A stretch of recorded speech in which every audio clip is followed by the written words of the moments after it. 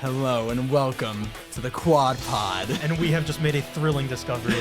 Our soundboard has preloaded music on it. Yes, that hopefully is copyrighted. Yeah. I was thinking about this whole intro is just silent. And this does fit the vibe because this is a very exciting show. Oh yeah, yes, a lot's gonna happen. A lot's gonna happen. Shut up. Yeah, that's probably good. Yeah. There are more songs. Don't worry. We'll there feature are all more, of them. and they will be featured. They will be featured. So don't you worry about that. Don't you worry. But we're back. We're back. Episode. Whether you like it or not, mark. you probably don't. But here we are. Lots happened. Yeah, as always. A lot's happened every week. Probably about 95% of it not great, but last time I remember being very positive. So well, we did have positive stuff, and I think we have positive stuff, or maybe if not positive, some lighthearted stuff. Yes. that we can talk about. But I guess, and that is our promise to you. We will leave on a lighthearted note. Yeah. But we like to make light of what we can here. Mm-hmm. So to start off, I think it would be good to talk about the protests that occurred not only in Westchester but worldwide. Yes. Of course. But, we're going to bring you the local angle here from the Quad. And we have a story here written by Elena Kaber and Emily Rutz, and they attended in person the protest that took place outside of, I believe was it the courthouse? Do I have that correct? Yeah. Yes. Yeah. So it took place outside of the courthouse. Elena and Emily write that up to 6,000 people attended the protest here in Westchester. Wow. Which, yes, and especially when you're considering it really only took up, I think, like a block. Yeah. That's a lot of people. I thought it was a lot less. That's kind of crazy. Yeah, actually really surprised me. and not worldwide. Yeah. Well, I think there was probably some international, but of course all over the United States, all over the states, people protesting on. Oh yeah. What was the day? I should know this. It was last Saturday, April 5th. April 5th. Yes. And there's another one I think happening April 19th. If I'm correct. Yeah. No. There's a lot of planning going on here, and it's all great because the things that are happening right now are not great. I mean, if you want to know about all that, we've been talking about it at length, and we will continue to do that today. It was actually kind of annoying because if I had known about this before the day it happened, at 1:56 in the afternoon. Yeah. I think it ended at 2. Yeah. I would have probably gone just to see it, just to get that experience, yes. especially because there's so many people. I'm hoping the one on April 19th is just as big. Yeah. I'd be surprised if it almost didn't get bigger. I would imagine that it would be. I mean, 6,000 people is a lot of people, but somehow I feel like there's room for growth there. Oh no, yeah. So let's Let's up those numbers. I'm gonna sit here and criticize the people who've organized this. Let's pump those numbers up. Yeah. I will be there. I will help. Yeah. Let's get those numbers up. I slept till like 12:30 that day. Had absolutely no idea. But yeah, a lot of issues were being protested here. I mean, as you can imagine, whether it's the things that now this is kind of related, but I don't want to call it Doge because that gives it because Elon Musk wants you to call it Doge. Yes. Because it's like funny and it's a meme. Yeah. And he has become meme. Oh my god. So I'm just gonna. So here's what I'm gonna do, and you can do whatever you wish, but I'm gonna refer to it as, I don't know. Government efficiency. Government efficiency. Because I'm not going to call it what he wants me to call it. Or just spell out the DOJ. DOGE. Yeah, people. I've actually seen people doing that. So DOGE. Yeah. But yeah, people protesting DOGE and what they're doing. They write here that, quote, Elon Musk's Nazi habits were a subject of protest, which, I mean, you can't really disagree with that, can you? Immigration, hands off our schools, hands off democracy, hands off our rights. These were all signs that were displayed at the protest. And yeah, it's really cool to see things like this happening locally, just to show that, I mean, of course the people here care. It's a college town. Yeah. But I was even surprised to hear that, and I forget which town it was, but not even a college town hosted a hands-on event, and I was hands off. They were all over the place. I know another thing. I saw it on TikTok. There was a big one in Lancaster, which was surprising to me because I've so we have somebody from Lancaster in the room, but it was surprising to me, and no offense, it was surprising to me, but but yeah, I mean, all over the place. In Lancaster it happened. They had a big one. I actually even also saw they had one. I believe it was in Mobile, Alabama. Really? Which is that's kind of crazy. Which is as deep south as it gets, which is crazy. And I will say, look, if it took you this long to get on the right side, I'm glad you're on the right side. Hey, you made it. I will not give you grief about it. You made it. But it is kind of funny that it took the tariffs for a lot of people to realize. Essentially, it took them long. And they only realized once it affected them. Yeah, I was gonna say as soon as it hurt their wallet, they're like, hold up. Yeah.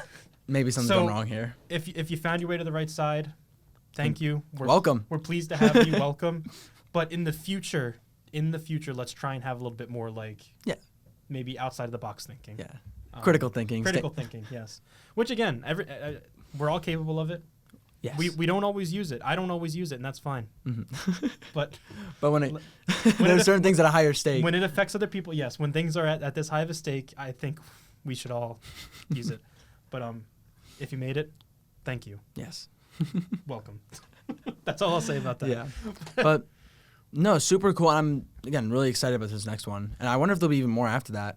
There's definitely going to be more after that. Probably. Especially considering the fact that the administration has been in office for what? It's mid-April now, so like 3 months. Yeah, 3 months into and already things have gone pretty catastrophically terrible. Because that was a nationwide protest. Like that wasn't. Yeah. It wasn't like a rinky-dink like, oh, there's like 3 people on the sidewalk. Yeah. No, there was 6,000 people just here, and I can't imagine even in bigger cities. It's actually kind of impressive that the administration has been such a big up that they prompted that response within 3 months. Like that actually is crazy. It's a little yeah. like I feel like for them that might even be like a mark of pride. Like we did it. Yeah. They loved it so much they're in the streets chanting about it. Yeah. I mean, it is crazy. Like less than half the people in this country, because the Electoral College and popular vote, they're different. Yeah. Donald Trump got less than 50% of the vote, meaning that the majority of Americans didn't vote for him. But we're living in a country where he just has seemingly unchecked power and he's doing anything he wants. And yeah. And it's crazy that I don't know. It's crazy. It's crazy that it works like that. That's all I have to say about that. But yeah, a lot of people they interviewed here. It's a great article. Let me actually plug it here for a second. So WCUquad.com, as always. The title is called Westchester Residents Speak Up at Hands Off Protest, written by Elena Caber and Emily Rutz. They interviewed a lot of people here. It's a very greatly written article. One of the interviews that I thought was really interesting, they interviewed a 90-year-old woman in this article. Oh my God. Which is crazy because I feel like if you're like, okay, 90-year-old person, what is their like political like beliefs? Yeah. I feel like I would bet the house on like, oh, they're for sure with all this. So it was cool and surprising to see that they interviewed a 90-year-old that was actually at the protest. Yeah, actively and working against this. Also, if a 9-year-old can make it, so can you. And that is a good point. And I say that a little hypocritically for not being there. Yeah. But you know what? I will be there next time. Yeah. You're going to stay up to date. Yeah. We're all about self-betterment here. And, yes. And if self-betterment means not sleeping until 12:30 on a Saturday, which, hey, I mean, that's great. Yeah. Right? I mean, that's what Saturday's for. Yeah. But we're staying alert here. Yes, staying alert. We're all about staying informed and getting involved. Just like the Pope? So yes. We're staying alert. Like the Pope. Yeah. Well, don't. We're going to get to that. We'll get to that. Yeah. He's jumping the shark a little bit there. No, as of like the last few weeks, he's been alert. He's been alert, yes. That is not saying anything about this week. But we're going to get to that later, okay? we have a song for that and everything, guys. We're excited because, again, we discovered the soundboard. All right. Yeah. Yeah. But on this subject, I like their last line here. We are American. Do not let Donald Trump convince you otherwise. I think that's very important because the interests of the American people are. I really think. Like what? What's the word I'm looking for? They're superior to everything else. But yeah. Okay. As I was saying, yeah. I completely agree with the sentiment that they leave the article here on, just because I just don't buy into the fact that there's a Republican interest or there's a Democratic interest or there's a white interest or a black interest or whatever. I think like we just all need to recognize that we're living in this country together. Mm-hmm. So what's good for one person is good for everybody else. Yeah. I don't know what the exact saying is, but it's like what, like a rising tide lifts all boats, right? Does that sound? That sounds right. Yeah. So yeah. Just we need to realize that because like we all need to grow the fuck up, right? Yeah. Like about time. It's about time. It's about time. Like this is like the politics that we have right now are so immature, so childish, so like totally like unconcerned with like the effects on your neighbor, literally, right? we're living here together. So literally, why not make it better for everybody? You had a good point. It's like we're not. This isn't everything that's happening isn't in the American people's interest. It's in Trump's interest. Exactly. Yes. And like, there's a million different directions that we could go with this conversation. I feel like we'll just leave it here for now. Mm-hmm. But seriously, like, whatever lens you're looking at it through, whatever is good for one person is good for everybody in this country. Like, just making life easier and like making life better. Because again, like, what does government exist for if not to make our lives better? Yeah. Seriously. And like people talk about like taxes and I wouldn't want my taxes going to free lunches for school children because what if a child that doesn't actually need it takes advantage of it? And it's like, to that I would just say, I won't go too long on this tangent. But what else are we paying taxes for if not for things exactly like that? Yeah. You know what I mean? Yeah. Like, if you're willingly going to be like, again, we talk about the social contract. If you're going to like sign the social contract and pay your taxes, like, what do you want those taxes going towards if not like providing for the least fortunate people among us? Yeah. I don't know. Don't sneeze during recording. Hold it in next time, please.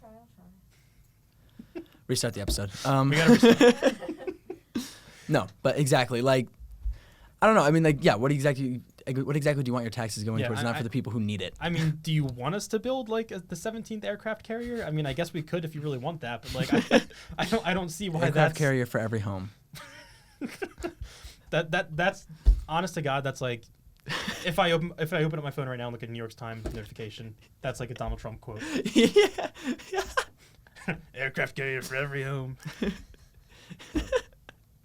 I would not be surprised.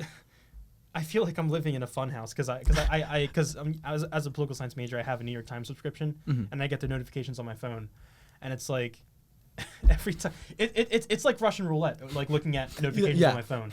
It'll be like maybe it's a text from my friend, or maybe somebody sent me a funny post on Instagram, or maybe the Trump administration just made smiling illegal. Like, it's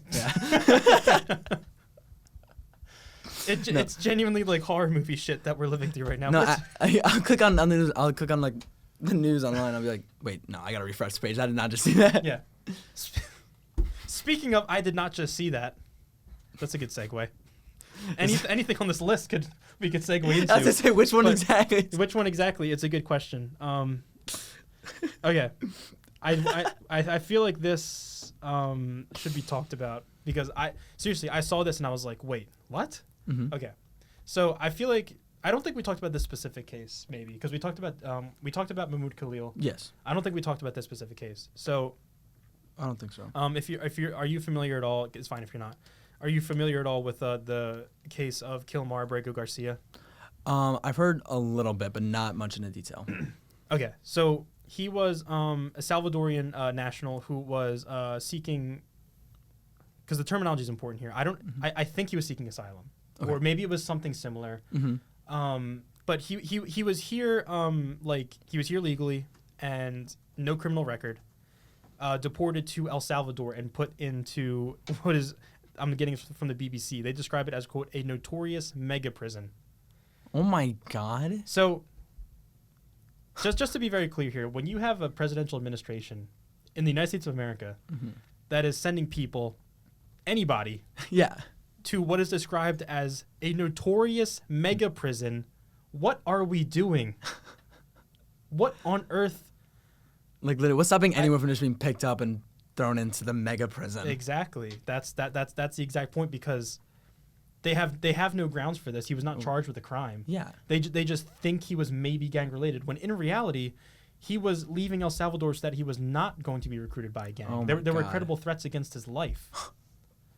So, believe it or not, that's not even the craziest part. Oh no. So, he was sent there to a mega prison despite doing nothing. He has a wife and a child. So the Supreme Court comes in and they uphold a lower court's decision that they would have to return him, like bring him back, because of course. And this is also crazy. The Supreme Court, as divided as it is, it was a 9-0 decision that the Trump administration had to bring this guy back. That's how clear as day it is that this is wrong. The Supreme Court said unanimously that they had to bring him back. The Trump administration says that that they were not going to take steps to do that. They haven't taken any steps to do that. What? And just as recently as I believe this was today. Yes, because the article is from today from the BBC. So the El Salvadoran president. Today is the 14th, by the way. Yes, yes. Good note. So the El Salvadoran president, his name is Nayib Bukele, if I'm pronouncing that correctly. For some reason, visited the White House, only to say that they weren't gonna give him back. What? Why? Which I just don't.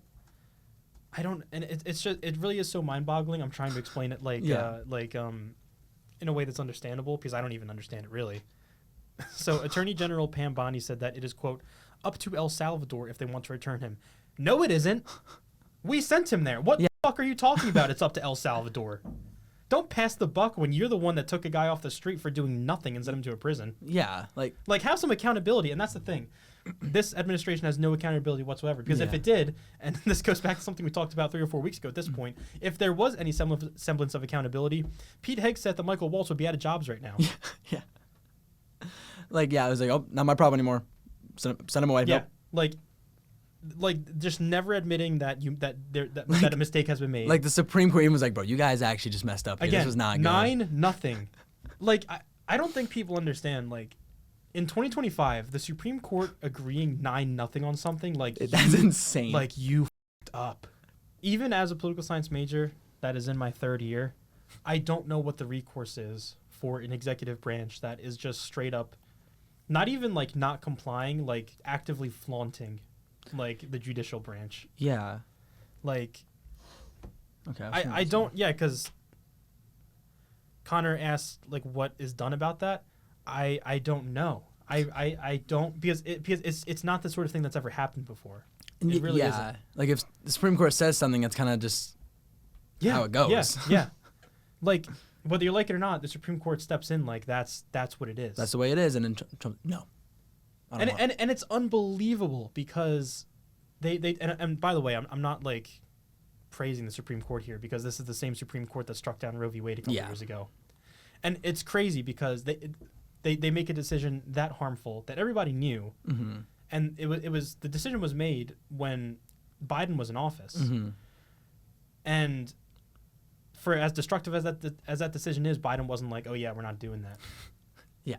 Meanwhile, this is they kidnapped a guy. Yeah, literally kidnapped him, sent him to a mega prison, and he's in a Central American mega prison, and they're just yeah. Who cares what they think? Yeah. They only agreed 9-0 against us. A bunch of justices that he appointed. Yeah, I was in that too. Yeah. Yeah. So as soon as it's bad for him, it's who even cares about the Supreme Court? Honestly, it's nuts. It's nuts because he's flaunted the judicial branch with all this. He's flaunted Congress by saying that he's disbanding all of these departments and whatnot, Department of Education, USAID. So he literally is he's working. I was gonna say he's working outside of the Constitution. That's not even a thought in his mind. He's everything that he does is just tearing up the Constitution it doesn't even matter. Yeah. Someone's gonna bring it up to him. I was am I supposed to read that? Yeah. So constitutionalist Republicans, where are we at? Where are we? Yeah. Yeah. So. Yeah, I don't know. They think this guy has MS-13 affiliations, Tren de Agua affiliations. He doesn't. There's no evidence of that whatsoever. Yeah. Yeah. So I mean, there are still legal battles ongoing, and they do have the backing of that decision with the Supreme Court. So you would hope that something is done about this. I mean. Yeah. I mean, well, going from this to the other one we talked about, I can't remember what was his name. Mahmoud Khalil. Yeah, whatever. Do you know whatever happened to him? Is he still? I don't have an article pulled up on this. I don't know enough to speak factually on it. I believe that some court said that he was actually eligible to be deported. So he has yet to be freed. Wow. And the crazy thing with him is that if it all goes through, I think he would be sent. He would be because he's Syrian. Oh. So he would be sent back to Syria, which is still not a safe place to be at this moment in time. Which, I don't know. That's insane. That's the administration right now. It's really impossible to really wrap your head around it. Yeah. But I just think, like in my mind, this there's so many things. There's so many things that affect so many people. This to me is really the one thing that stuck out to me as like, this is like actually like, I can't even like begin to comprehend that this is happening. Yeah. That they have like taken somebody off the street and sent them to a mega prison. And have you actually seen pictures and photos of this mega prison? I've not seen pictures. No. So maybe we can get some on the screen. But like, so in this mega prison, like everybody's like shaved bald. They sleep on like metal cots, like no like mattresses or pillows or anything. Jesus. They're clustered in there like, I don't know like the exact statistics, but they're like sardines in there basically. Yeah. Like it's totally inhumane, and it's like crazy that like we're just like collaborating with the El Salvadoran government on this. Yeah, and it's crazy that like, I mean, it was always talked about like, oh, what if this actually happened? It did. Someone was literally sent to a mega prison and is now they're probably living a torturous life because of a mistake. Yeah. And the administration admitted, I don't know if mistake was the term I think they said it was an administrative mistake. I think that's what the administration said. And that is just so insulting. Yeah, like okay, like if I like stepped on your toe, that's a mistake. Yeah. I'm like, I'm sorry, Sam, I made a mistake. If I took you and I sent you to Central America and put you in prison, that's a little bit more than a mistake, I think. Like so many things had to happen for that to occur. For him to be sent there, so many, had to go through so many people's hands. So exactly, and for that very reason, it's like, was it a mistake or was that the objective all along? Yeah, because I think it was just ignorance. Honestly, I don't even think it was we messed up, we went to do this. It was like literally just they were too ignorant and didn't care enough. Yeah, totally apathetic. They don't care. Like, and the thing is, you guys fell for it. You guys fell for all of it. So congratulations. Because during the campaign, what were they all saying? It's like, oh, only illegals. They're only going to get rid of the illegals. Yeah. Only the illegals. Like, if you're here legally, you're fine. They're only going to get rid of the illegals. And people be like, it's just one guy. It's like, it's not just one guy. Yeah, not only is it not just one guy. That's such a bad way to look at it. Like, one guy is now living hell. Exactly. That is an awful way to look at it, because you're right. Even if it is just one guy, that's still a guy. Like, that's still a human being. That's still a human being who is seriously living hell. Didn't do a single thing. What he did do was escape like almost certain death from gangs. Yeah. And start a family in the United States as a law-abiding citizen. That's what he did do, and his repayment for that, you're getting sent to prison, bud. Yeah. No, you can't do that apparently. Like, come on. Crazy. So yeah, I mean, super upsetting. Very upsetting. I wish there was something I could say here that is like some sort of some sort of silver lining. I mean, I guess I can leave it on the fact that the Supreme Court has been very clear about this. Yeah. And if the Trump administration does at some point have to come into the fold and work within the Constitution, the Supreme Court has made it clear that they have to do this. Yeah. So. So let's hope for the best. Honestly, let's hope that because they're not going to hold themselves accountable. We know that. Yeah. Let's hope that some accountability is forced here. Mm-hmm. Because I mean, it's tricky because it's like barring something insane, like the military isn't going to march up on the White House and depose him. Yeah. Like that doesn't happen in the Constitution or anything. Yeah, but that's something to watch. Whether it's this specific individual, Abrego Garcia, whether it's Mahmoud Khalil, as we spoke about a few weeks ago, or whether it's, like you said, literally anybody. Yeah. Because I would not be surprised if for you listening out there, if in your community people have been affected by this. Oh my God, yeah. I wouldn't be surprised at all. So pay attention to this as an American, as a human being who cares about other human beings. It's something to watch, and it's something to think about when you are, if nothing else, when you're voting. Think about it. Yeah. But hopefully, I mean, your fellow Americans are being taken. Yes. And thrown into mega prisons. Like, something needs to be done about this. And I think that everybody has a good reason to get out and protest, like we said. Oh yeah. Make your voice heard. And if this is what it is, this is what it is, because it's it's terrible. So, yeah, that is something to keep an eye out for. Obviously, we hope that as soon as possible, Abrego, Garcia, Mahmoud Khalil, everybody else is released. But reality is it's going to be a very long and drawn-out situation by design on the administration's part. Mm-hmm. But, yeah, just I guess we can leave that on. Keep yourself updated and act accordingly. Yeah, because it's very upsetting. Not good stuff. Mm-hmm. Keeping with the administration here, everybody knows. Everybody knows that it's the brightest of the bright that we have in office right now. Yeah, only the best. And chief among them, I would argue, right hand to God, right? Don't smite me, please. The smartest among them, everybody knows, is RFK. Yes, yeah, everybody knows this. Mega genius, and he's just unstoppable, honestly. Yeah. And so let me just put the image up that I think it was NBC News put up for him on this. I love that NBC News had this picture. It's wonderful. In an article titled "Inside an Anti-Vaccine Autism Summit in the Age of RFK Jr." Yes. Here's a quote from RFK Jr. that says, "By September, we will know what has caused the autism epidemic, and we will be able to eliminate those exposures." The NBC article says he stated plainly that he would, in 5 months, discover the cause of autism. Wait, what was Trump's response? Because you said that. Oh, yeah, that's right. Trump's response.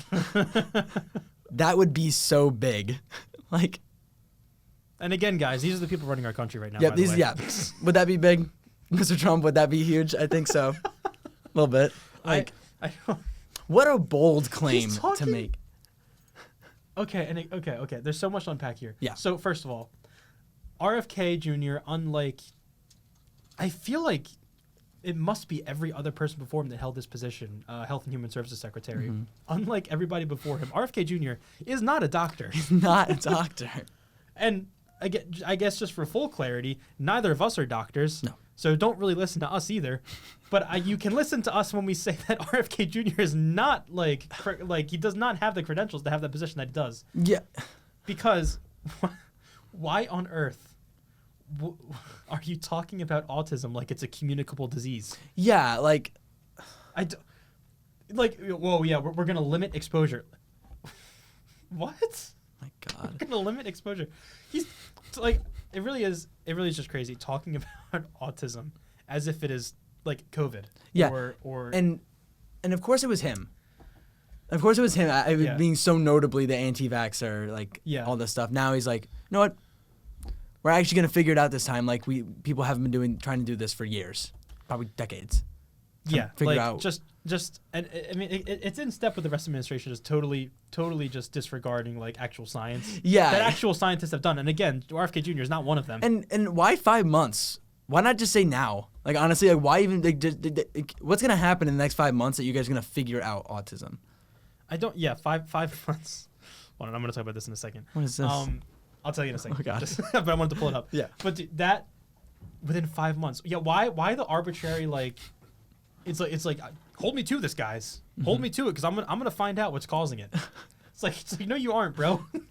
I'm gonna yeah, like that's like he's putting on a superhero cape. Yeah, I wouldn't be surprised. Like I single-handedly am going to figure this out. Like he didn't, but yeah, I wouldn't put it past him to be like I'll figure it out. That's like again, and if we want to boil it down to a basic level here, that's like if I came in and I was like Sam, guess what, dude? What? In 5 months, so by September. Mm-hmm. By September, I'm gonna crack wormholes. I'm gonna figure out how we can open wormholes and travel anywhere in the universe, and I'm gonna do that. Wow, I'm surprised. Like, I like to imagine they heard that and they were just like, "What?" Wait, imagine, because there were some people out there that were like, "Oh my God, you're really gonna do it." Yeah, Trump. Could you imagine hearing that and believing it? And you know what? I pray we are wrong. I pray in 5 months, RFK Jr. finds the cure for autism. I hope he does. I hope he finds out where the root cause of it is. But you know what? It's just extremely unlikely. I would say beyond extremely unlikely. I think it's just unlikely, period. I don't think it's going to happen, RFK. I'm sorry. But just keeping with RFK here. Mm-hmm. So during the confirmation hearings in the Senate, they had some pretty funny things. Because Mm-hmm. it's all a comedy show nowadays, right? Yeah. So they questioned RFK on one of his websites, or it was one of his organizations that he's affiliated with. Yeah. They were selling baby onesies. Mm-hmm. And on those onesies, as you can see here. Yeah. And again, these are like for infants. Oh my God. It says, one of them says, unvaxxed, unafraid. The other says, no vax, no problem. No problem. So we are now monetizing,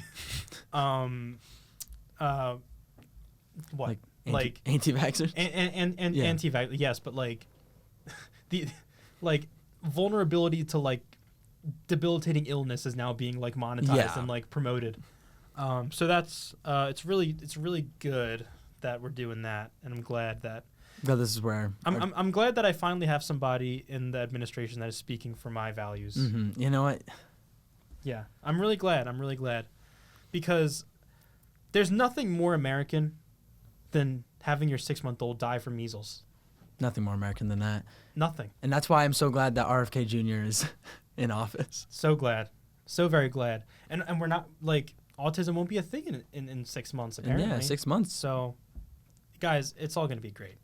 Just like Liberation Day, we're all going to be free. Liberation Day. And with this upcoming day in five months, Yeah, you know? and that actually is a good segue because Liberation Day has been kind of boiled down, maybe.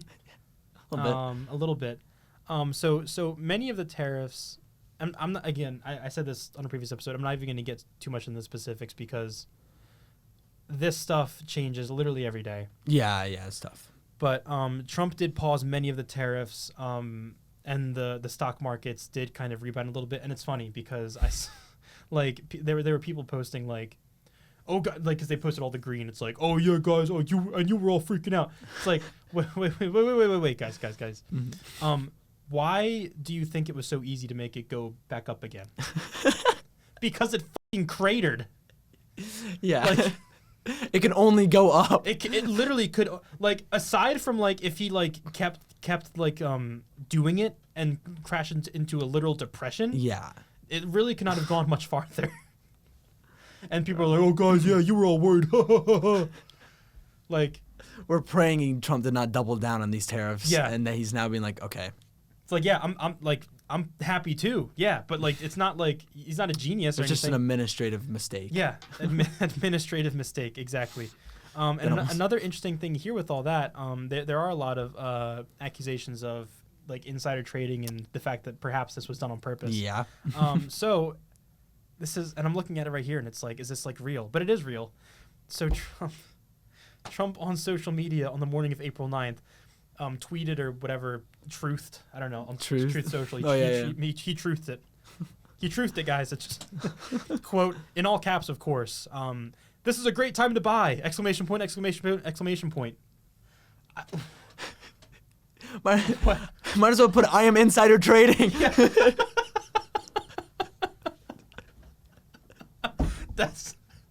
That without actually admitting it, that is like the farthest he could have gone.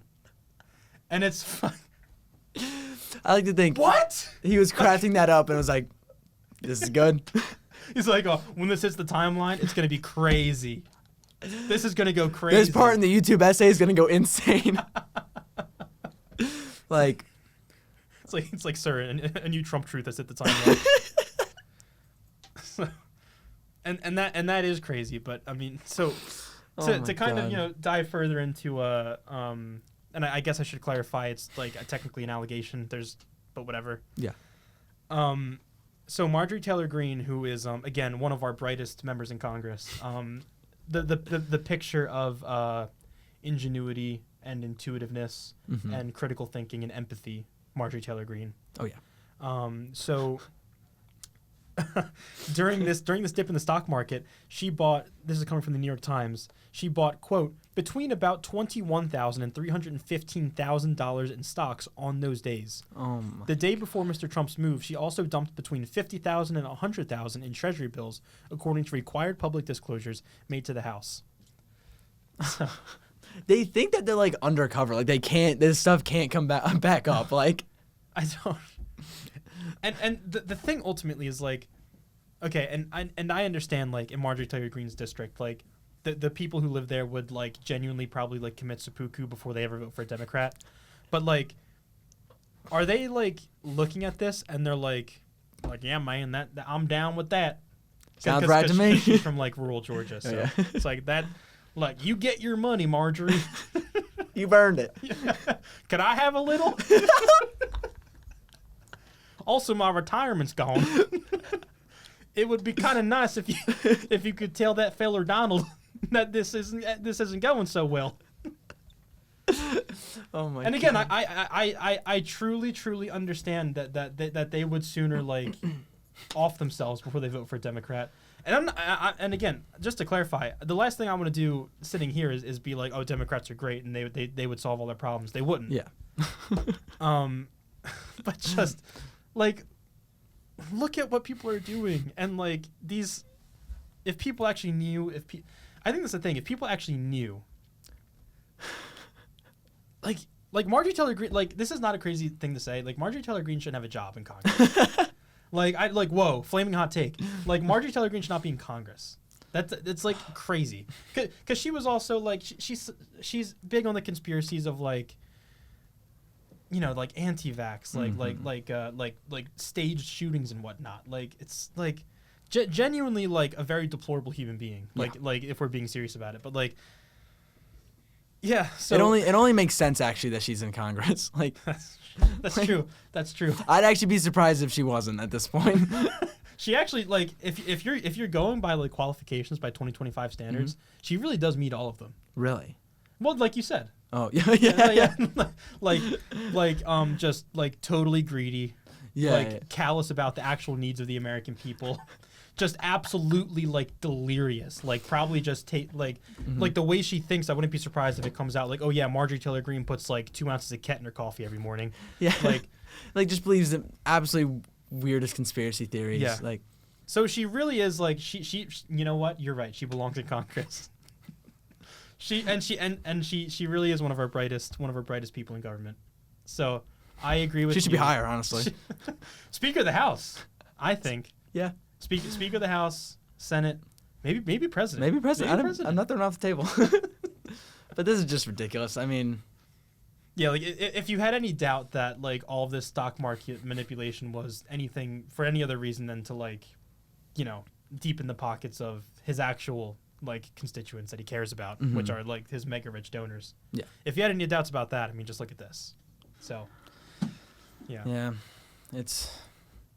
And I guess we should be. This is great. I guess we should be happy that he didn't totally fucking crater it. Yeah, you know, it could be worse. It could be worse. I guess. Thank you, Donald Trump, for not.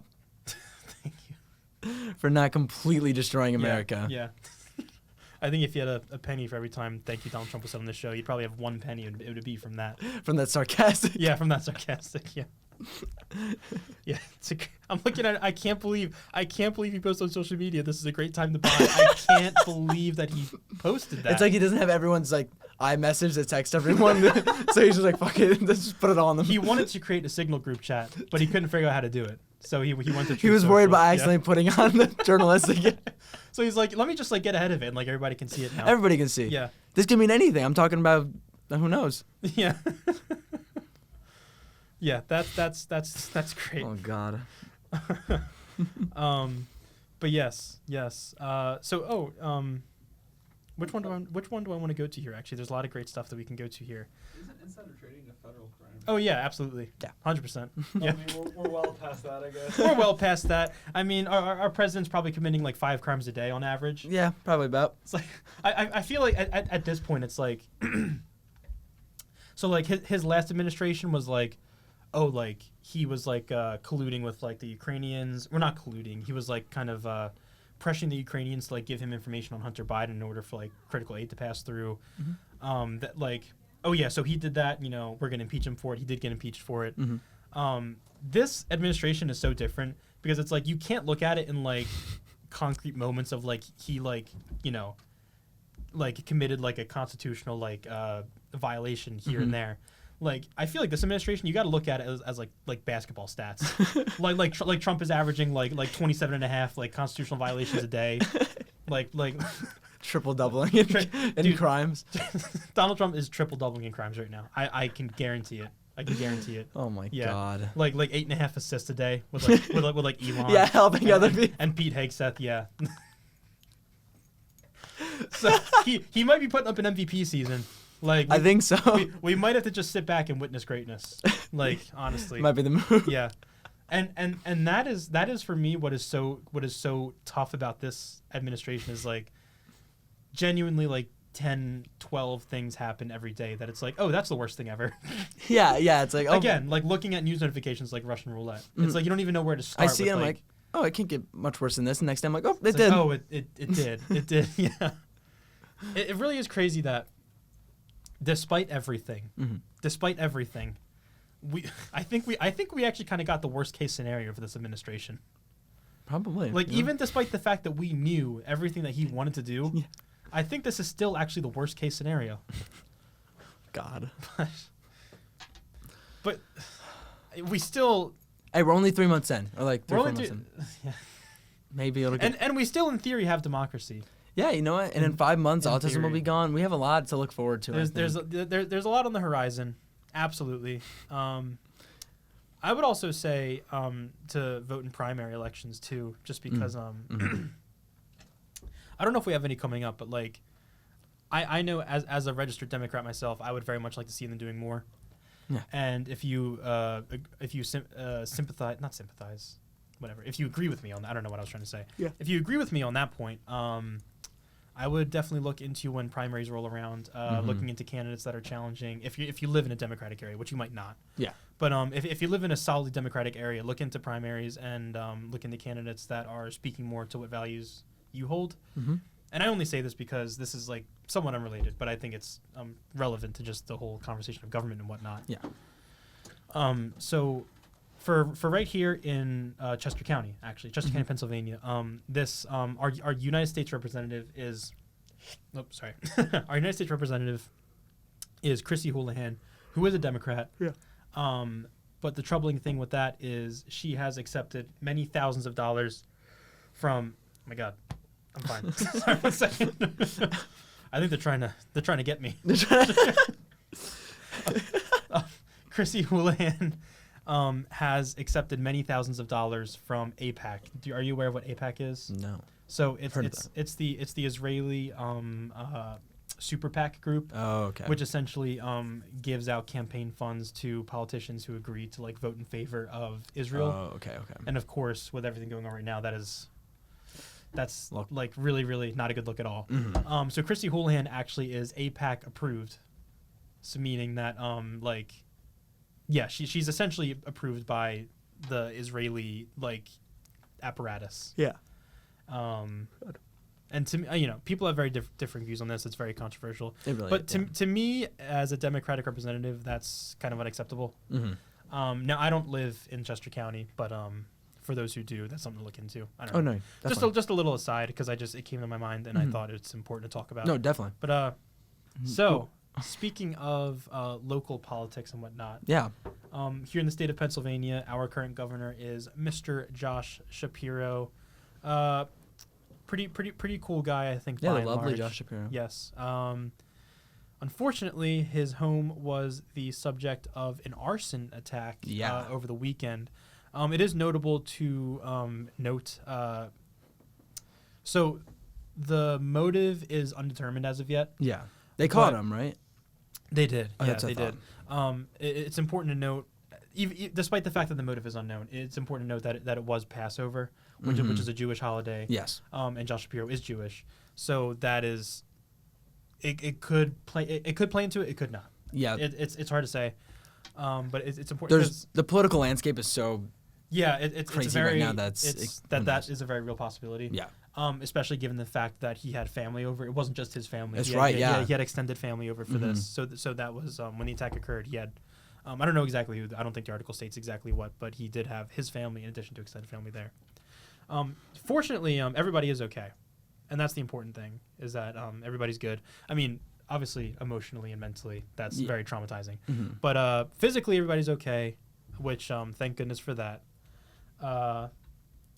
So I'm reading off AP News here. the crazy thing to me, well, there's a lot of crazy things about this. Yeah. So, the man allegedly scaled an iron security fence in the middle of the night, eluded police, and set fire to the governor's mansion. And just that is like, okay. So, the governor, I don't know this for a fact, but I can only assume that the governor does probably have a security detail outside of his home, probably all the time. Mm-hmm. How did they let a guy get through, scale a fence, and then set the fire?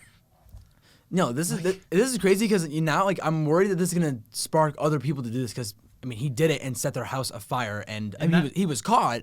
Yeah, but he was still able to do it. I hope this doesn't set a precedent for people to be like, oh, you can just go to any governor's house and set it on fire. No, I don't think that it would, only because for sure the security is going to be tripled from now on. Yeah. Oh, yeah. You're right. That's but yeah. So just the way he did it to me is crazy. But what's even crazier is that.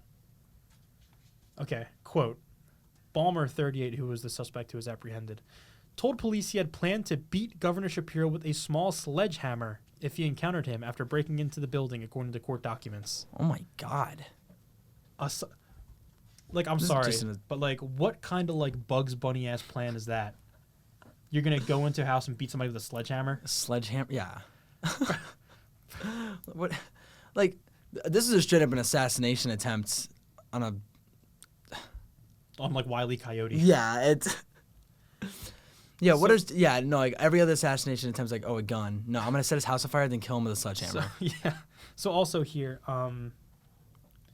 so his mother told the Associated Press, which is where this is coming from, that she had tried in recent days to get him assistance for mental health issues, but, quote, nobody would help. And he was not taking his medicine. So that's actually a pretty good excuse, I think. Yeah. That seems reasonable. Yeah, guys. He did want to kill somebody, but to be fair, nobody was helping. Yep. And he wasn't taking his medicine. So. And that's not to say that we don't have mental health resource issues in this country, but this is also the same man who wanted to assassinate somebody. So yeah, things are a little different. Things are a little different. I'm gonna approach this guy with a bit more scrutiny than the average person. No, yeah, obviously, people like this should seek help, and it's clear that he needed help, especially if he was off his meds. And yeah, but who knows what that situation was like? Yeah, it's very unfortunate, but again, like I said, everybody is okay, which is that's good. Yeah, at least no one was hurt. It seems like. And the article notes here that he's kind of undeterred by all this, which is good, which is great. Because again, very traumatizing. Oh my God, yeah. But yeah, you know how much of the house was actually burnt down? I don't know if the article. So the article does say it was potentially millions of dollars in damage. Wow. And there's a photo here that I don't know if you saw when I had the article up, but that's pretty major damage. Yeah, you're right. And that I want to put the photo up right here. Yeah, and that does almost remind you that how fortunate it is that everybody was okay. No, yeah, wow. Yeah, because just the fact that some random guy was able to do this, that's crazy. Yeah, I gotta imagine, especially with how much security he probably already has, how especially crazy this is. Okay, so I'm looking at the picture right now, and I understand never judge a book by its cover. This does not look like the kind of fellow that did it because he's super pro-Palestine. He for sure looks like anti-Semitic. Yeah, he does have a. And again, I'm not judging a book by its cover, but that guy does not look like a very friendly. No, yeah. Very nobody who tries to assassinate somebody is very friendly. But I gotta imagine, yeah. Yeah. Yeah. So, but again, the motive is undetermined. But that's my opinion. No, it's. Oh yeah. So wait. So since I refreshed it, this popped up. Oh. In court, Balmer politely told a judge he did not suffer from any mental illness. Quote, "That's the rumor, but no, ma'am." So that's crazy. He would say that because then he was of sound. He was saying, "Yeah, I was of sound of mind when I tried to burn someone's house down, kill them and their family." Doing. Yeah, that's crazy, bro. Yeah, but okay. Yeah, I guess there's more unfortunate news. This one's not as. It's not as bad because everybody's okay. Yes, everyone is okay, but. Yeah, but just I don't know. Let's not burn each other's houses down, guys. Can we just not? I think we can leave it on that. We can all agree on that. Yep. God. Yeah. So, this. Do you guys want a good laugh? Because I think we deserve a good. We laugh. deserve a good laugh. Let's do it. So I didn't I didn't read about this to you yet. So Trump had his first medical exam as president. I heard he had it, but I didn't look into it. Yeah. So the White House from the New York Times, by the way. The White House on Sunday released President Trump's health report, which declares that Mr. Trump is, quote, fully fit to execute the duties of the presidency while laying out a few conditions, such as high cholesterol, for which he has been treated and the report describes as well controlled. But here's what I love. Mm-hmm. So the physician said that Trump, quote, remains in excellent health and, quote, exhibits excellent cognitive and physical health. It refers, it being the report, refers to Mr. Trump's, quote, frequent victories in golf events as an example of his active lifestyle, contributing to his physical and mental well-being. So, and here's what I'll say. And again, and this is actually kind of relevant because the Masters were this. Yeah, the Masters, yeah. So this is no hate whatsoever to golf or those who enjoy golf. It's just I don't get it at all. I'm going to be honest with you. I don't get it either. It feels like no one really cares about golf, and then the Masters come around, and everyone's like, "Yeah, I'm a huge golf fan. I love golf." Yeah. Golf is one of those things that I think a lot of people are fake fans about. No, I saw something. I was like, everyone pretending to not be completely bored by golf every day when the Masters are on. So, and again, I do not say this as any sort of offense to golf fans or those who play golf or anything. Golf is not the kind of sport that you need to be the picture of health to win at. Yeah, it's it just I think Trump proves that, honestly. Yeah, he is a shining example of that. If Donald Trump, and again, I don't know what sort of competitions he's winning because again, I know nothing about golf. Yeah. I would say, just from my perspective, I find it hard to believe that he's going out there in competitive tournaments and winning golf tournaments. He's probably winning the 80+ league. Yeah. And as if a tournament is just him with his friends, honestly. Yeah. His frequent victories in golf. And that is and I don't often do this, but that sort of language is does that not sound like something that they would say about Kim Jong-un? Yeah. Comrade Kim's frequent victories in golf means that he is the picture of health. Yeah, that he is that's the prime body. I just don't understand I don't know, and I'm not a doctor, right? So I'll say that I just don't believe that Donald Trump, 80 years old, and in the condition that he is in, just looking at him, doesn't he?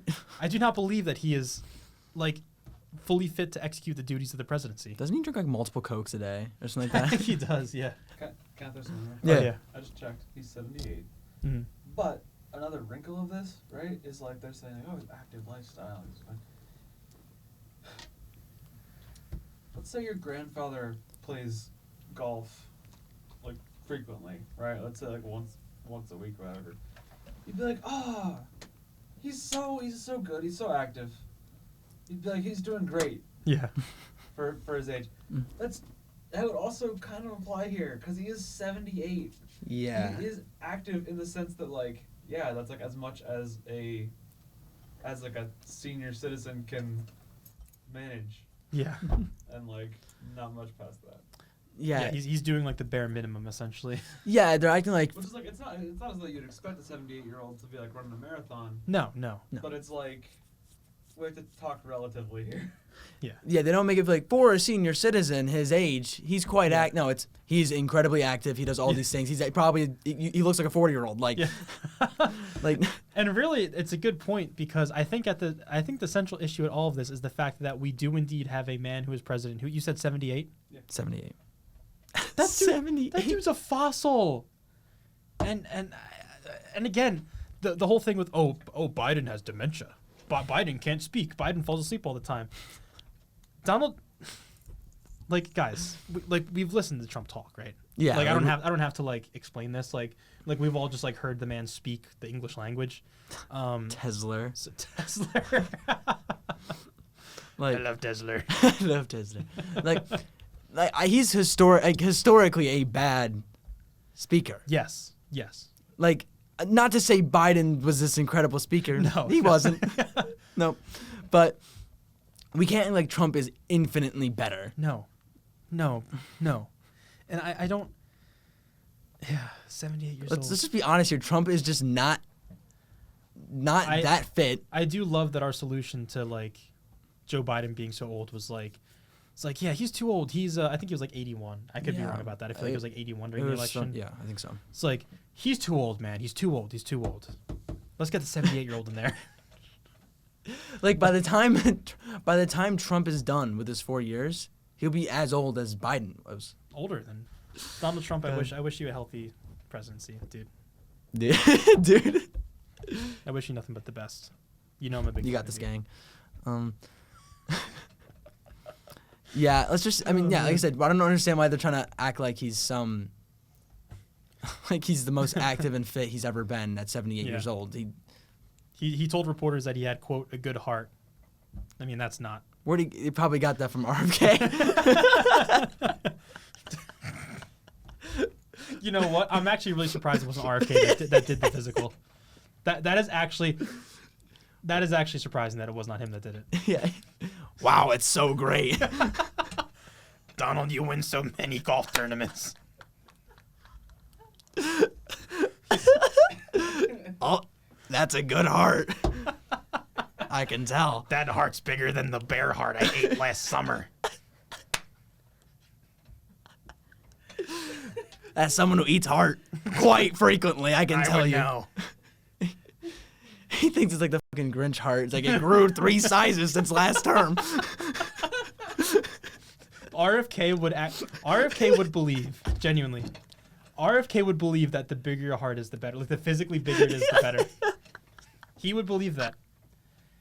It looked like a blue whale in there. Pumping so much blood. You love to see it. It's pumping it all to his head. He's such a genius. Jesus. Yeah. That's the takeaway, basically, guys, is that Donald Trump is in great health. Yep. Quote, excellent cardiac health. Okay. Excellent. I'm just reading more. Wait. Hold on. Again, direct quote from the New York Times article. I'm not making this up, guys. Direct quote from the New York Times article. Quote, Mr. Trump, a fast food enthusiast, is fueled by a heavy diet of ice cream, red meat, and soda.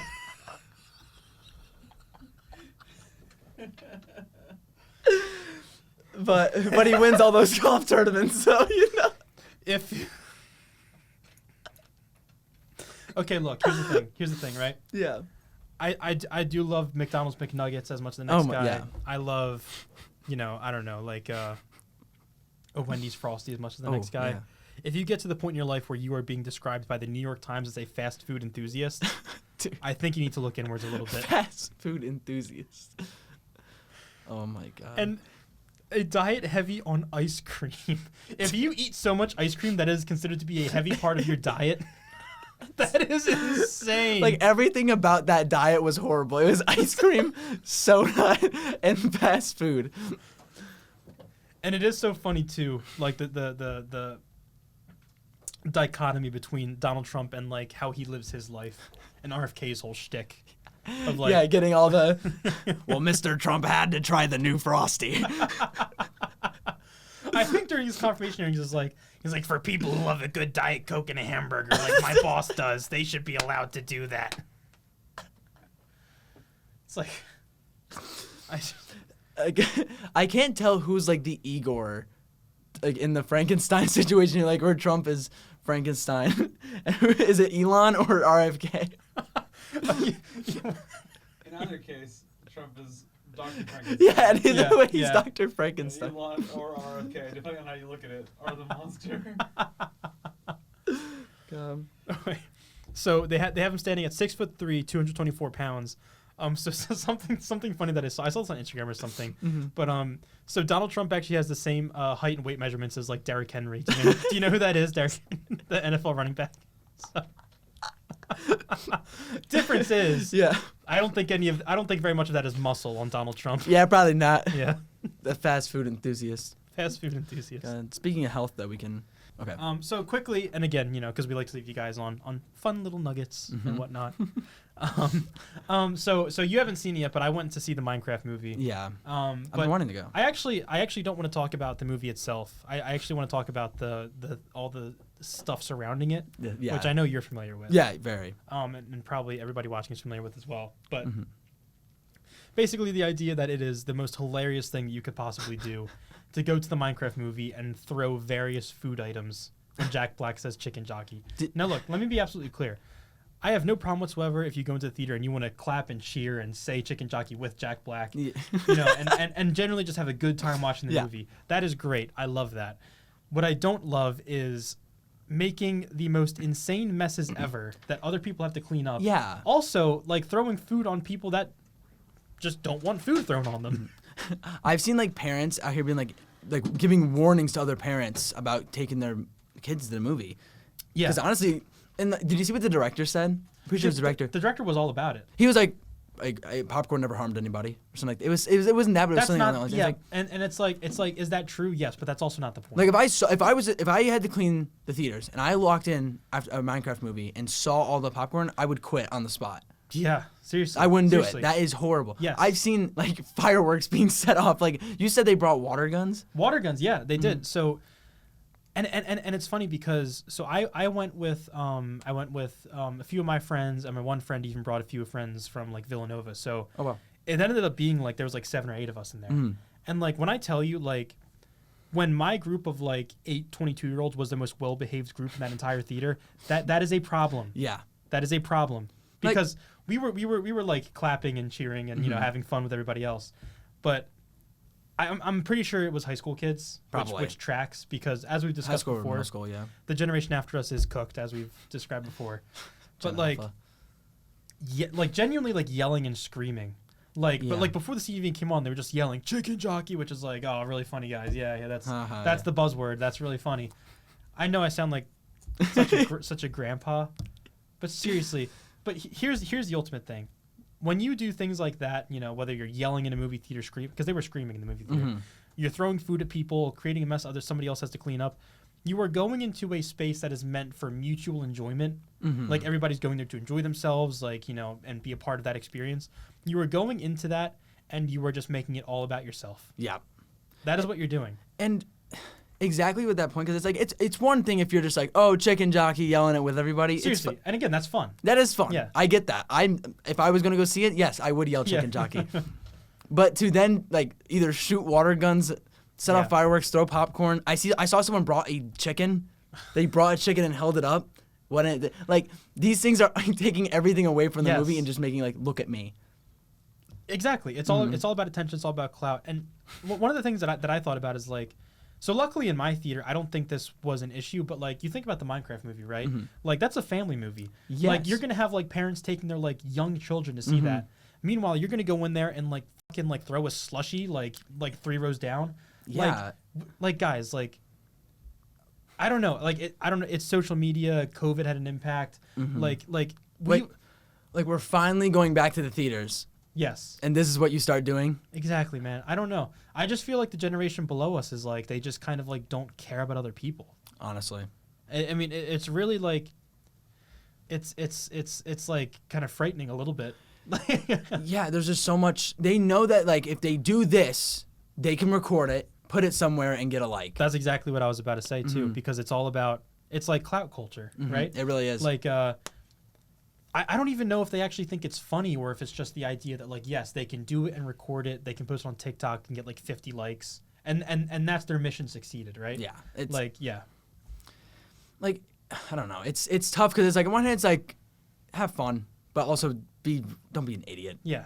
I just think it's this whole culture that has been like promoted and exacerbated by like, you go back, guys like Jake Paul and like Jake Paul, yeah, and even like Mr. Beast, where it's like it's all about making the biggest scene possible. No, I remember especially with Jake Paul, there was a lot of just like who can be the loudest in the room. Exactly. No matter what you're saying. Like, and there is no value to being the loudest person in the room. Like, that's just, I don't know. Especially if you don't have anything to say like, besides chicken jockey. And we can tie this back to the very beginning of the episode. Oh.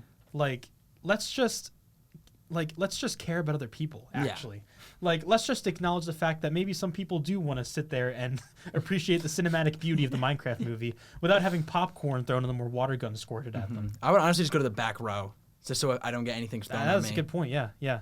But no, after the movie was off, or I don't know why I phrased it like that. After the movie was over, and the lights got turned on, we like turned around and looked, and dude, the mess that these kids made was just like abysmal. I think what they did, and it's crazy, I think what they did is they bought like from outside and brought it in. Oh. Like the biggest bag of popcorn they could find. Oh my god. And so genuinely like a mountain of popcorn in this one row. Jesus. And like spilled drinks and everything. And so there's this row of like high school girls behind us. Mm-hmm. And I think they were the one, and I do feel bad for them because they were the ones, the guys, high school guys were like squirting water guns at them and whatnot. Oh, okay. And like at some point in the movie, I hear like hissing, like kss, kss. I'm like, what is that? No, they didn't bring a snake in. I was like, what is that? After the movie is over, they like lean over to us and they were like, guys, we're sorry. Like they were shooting water guns at them, so like we were just like shooting silly string at them. And I'm like, wait, so like, okay, like that's fine, I get it. Like you were retaliating, but you had silly string though. Like why? Yeah. Like, God. You know they were probably gonna do it right on top of you guys. Like if not for them. Maybe it's a blessing in disguise. Maybe it is. Mm-hmm. But anyways, final segment. We're running up on time here, but we've had a great time so far. And our favorite segment is coming up. Hold up. Are you ready?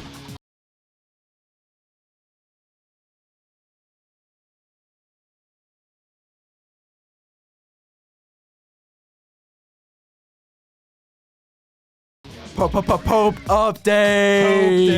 Pope update. His Holiness Pope Francis is making a brilliant recovery from his medical crisis. On Newsweek. Okay. The Pope Francis is using high-flow oxygen therapy less frequently. Less frequently. And he's still alert. In addition, the swelling in his hand, seen in a photo taken and published on Sunday, has already improved. It's gone! It's improving. It's the greatest. It's the best it can be, you know? He's doing wonderful. Yeah, it sounds like he's only improving, being more alert. He's in good spirits. He's in the best of spirits. He's with the Holy Spirit. Yes. And so Pope Francis is doing wonderful. Keep doing what you're doing, Pope Francis. It's working.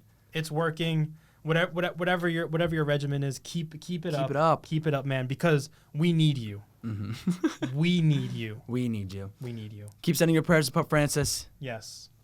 For a speedy recovery. Yes.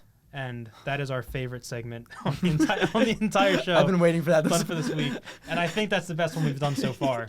I like to, you ever seen that video? It's like I skipped only 20 seconds. It's like, someone's going to skip to the end. Woo! It's great. This is great. Yep. Well, I'm glad we got to end it on that note. I'm very glad we got to end on a note. I have more I would like to talk about, but the cameras are blinking. Yeah, the cameras are blinking. And you know, in a way, I mean, we've been talking for about an hour and 15 minutes, so it's probably good that we're being forced off. No, yeah, probably a good idea. But I hope you had as much fun as we did listening to this. It was a lot of fun. We always have the best time here. Oh yeah.